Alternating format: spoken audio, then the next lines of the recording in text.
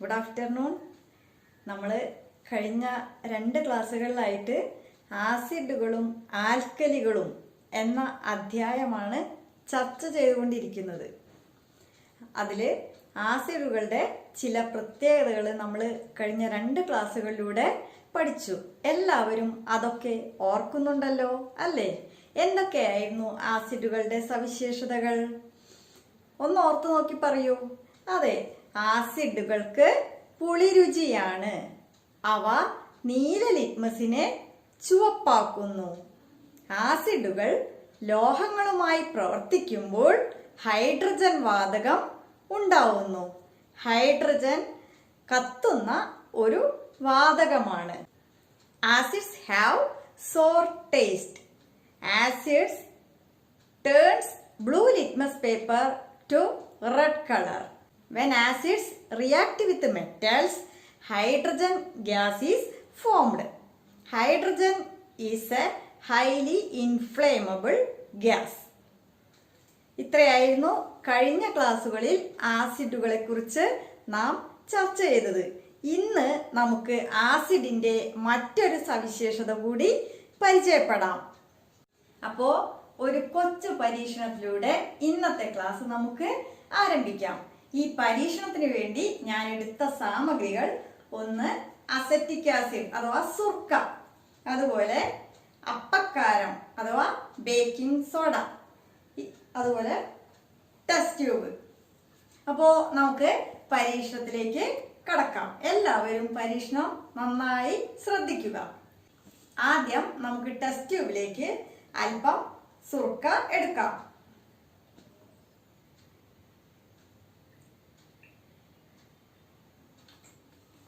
ഇനി ഇതിലേക്ക് അല്പം അപ്പക്കാരം ചേർത്ത് നോക്കാം. എല്ലാവരും കണ്ടല്ലോ, ടെസ്റ്റ് ട്യൂബിൽ നിന്ന് ധാരാളം കുമിളകൾ ഉണ്ടാവുന്നു. നമുക്ക് ടെസ്റ്റ് ട്യൂബിന്റെ വായ് ഭാഗത്ത് ഒരു ബലൂൺ ഘടിപ്പിച്ച് ഈ വാതകത്തെ ശേഖരിച്ചു നോക്കാം.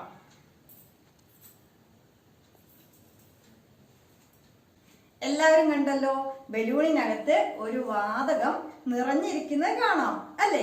ഇത് ഏത് വാതകമായിരിക്കാം? കഴിഞ്ഞ ക്ലാസ്സിൽ നമ്മൾ ആസിഡുകളും ലോഹങ്ങളും തമ്മിൽ പ്രവർത്തനം പഠിച്ചു. അവിടെ നമ്മൾ ബലൂണിനകത്ത് ശേഖരിച്ച വാതകം ഹൈഡ്രജൻ ആണെന്ന് കണ്ടെത്തി. ഈ വാതകം ഹൈഡ്രജൻ ആയിരിക്കുമോ? എങ്ങനെ കണ്ടെത്താം? കഴിഞ്ഞ ക്ലാസ്സിൽ നമ്മൾ ഹൈഡ്രജന്റെയും ഓക്സിജന്റെയും കാർബൺ ഡൈ ഓക്സൈഡിന്റെ ഒക്കെ സവിശേഷതകൾ പറഞ്ഞു. ഹൈഡ്രജൻ സ്വയം കത്തുന്ന വാതകമാണ്.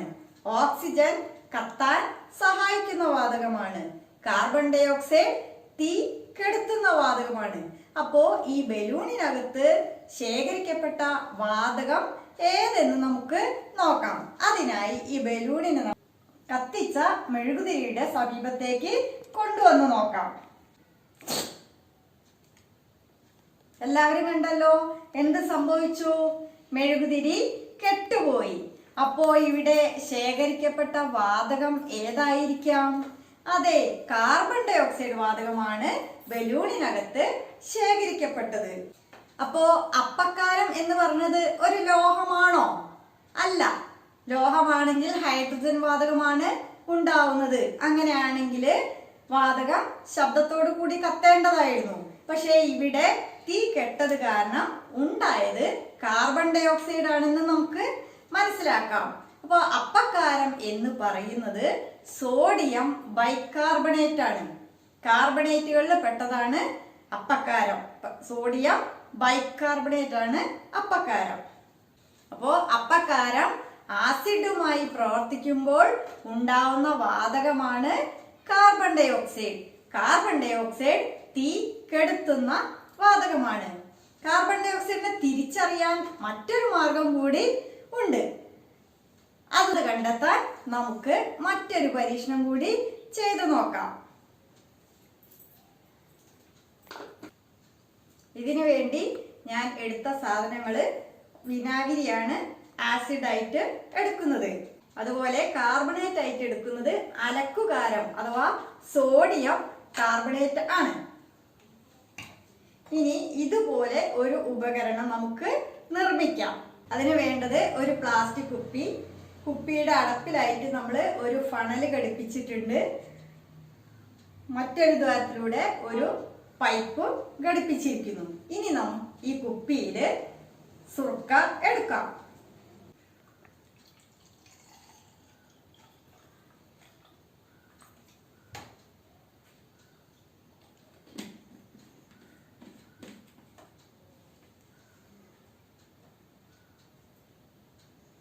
ഇവിടെ നമ്മൾ ഈ ബീക്കറിൽ എടുത്തത് ചുണ്ണാമ്പ് വെള്ളമാണ്. ഇനി ഈ ഫണൽ വഴി അല്പം അലക്കുകാരം നമുക്ക് ഈ കുപ്പിയിലേക്ക് ഇടാം.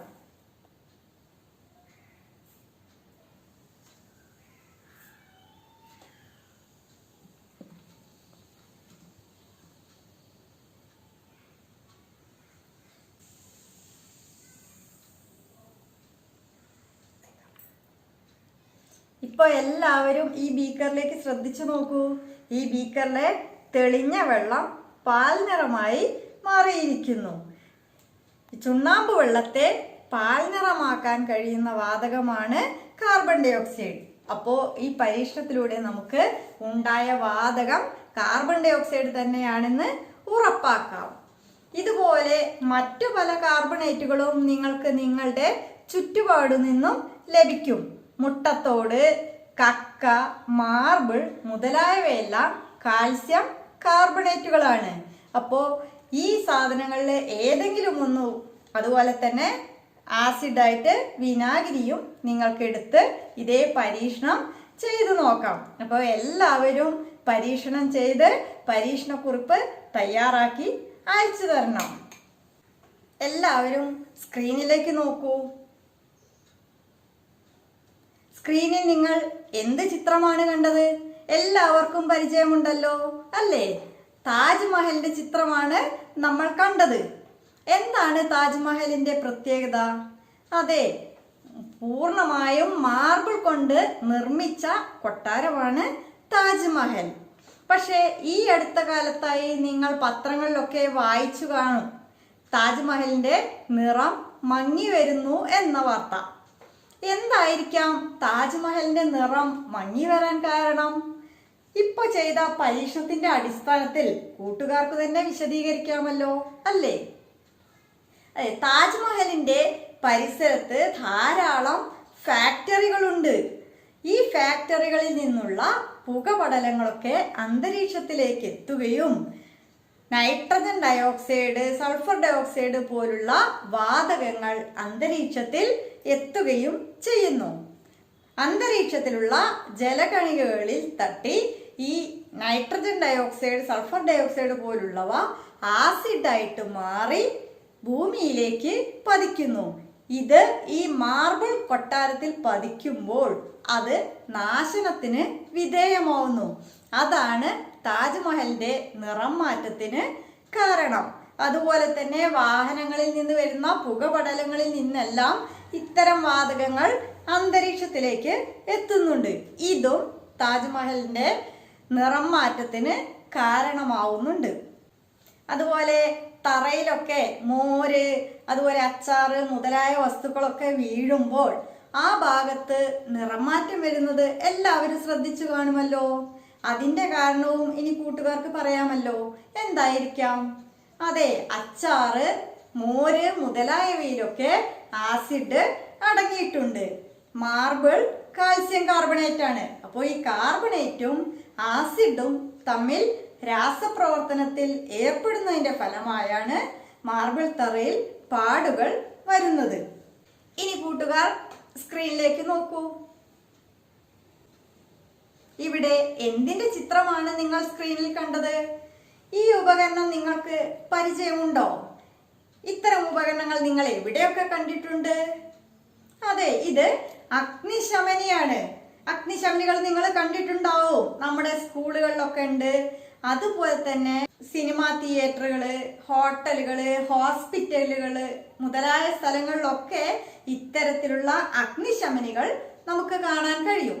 എന്തിനു വേണ്ടിയായിരിക്കാം ഈ അഗ്നിശമനികൾ അവിടെ സ്ഥാപിച്ചിരിക്കുന്നത്? അഥവാ ഈ അഗ്നിശമനികളുടെ പ്രവർത്തനം എന്തായിരിക്കാം? എന്തിനു വേണ്ടിയിട്ടാ അഗ്നിശമനികൾ ഉപയോഗിക്കുന്നത്? അതെ, തീ കെടുത്താൻ വേണ്ടിയിട്ടാണ്. കെട്ടിടങ്ങളിലൊക്കെ തീപിടുത്തം ഉണ്ടാവുന്ന സമയങ്ങളിൽ തീ കെടുത്താൻ വേണ്ടിയിട്ടാണ് നമ്മൾ അഗ്നിശമനികൾ ഉപയോഗിക്കുന്നത്. അപ്പോ ഈ അഗ്നിശമനികളിൽ നിറച്ചിരിക്കുന്ന വാതകം ഏതായിരിക്കും? അതെ, കാർബൺ ഡൈ ഓക്സൈഡ്. തീ കെടുത്താൻ സഹായിക്കുന്ന വാതകമാണ് കാർബൺ ഡൈ ഓക്സൈഡ്. അതുകൊണ്ട് അഗ്നിശമനികളിൽ ഉപയോഗിക്കുന്ന വാതകം കാർബൺ ഡൈ ഓക്സൈഡ് ആണ്. ഇനി കൂട്ടുകാർക്കും ഇതുപോലെയുള്ള ചെറിയ ഒരു അഗ്നിശമനി നിർമ്മിച്ചു നോക്കാമല്ലോ, അല്ലേ?